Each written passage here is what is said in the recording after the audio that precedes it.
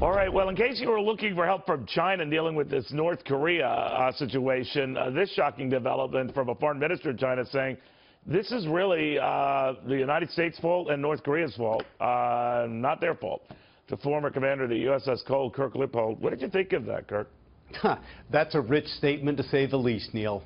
Clearly, China is the one that's aided and abetted North Korea in every single aspect of their nuclear program, from the financial backing, technical, all the things that have made that program possible. China is allowed, and for them to try and blame us, not buying it for 1 second. There's got to be a method to it, right? They must be saying, bring it on, right? I mean, if you think that we're going to be able to move this guy, I'm talking to Kim Jong-un, we can or won't. So they're looking for financial or trade war, or seem to be tempting us on it. What do we do?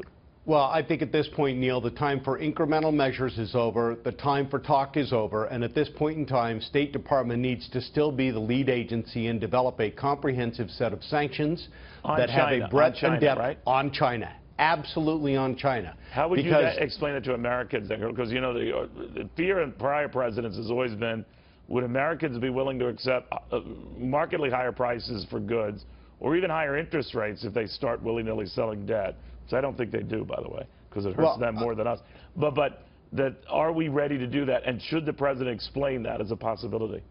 I think that the American people, if threatened with nuclear weapons as a bargaining tool against the United States, is not going to tolerate that from any nation. Israel doesn't tolerate it from Iran, but the United States has never had this happen before.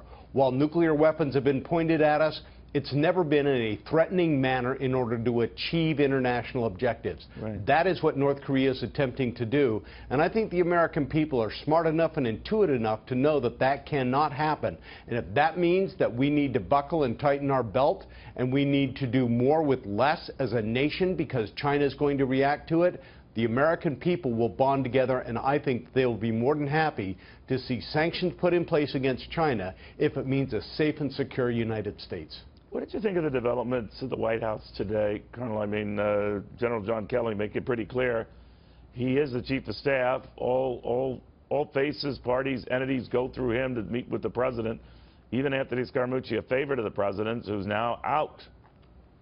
Finally, Marine order and discipline coming to the White House, and if he's going to be the throughput device that gets in to see the president, I think that you're going to begin to see a more integrated and comprehensive strategy come out of the White House, certainly better communications coming out of there.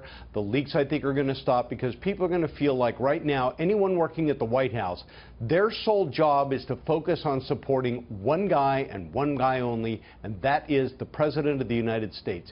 Anything other than that is a distraction.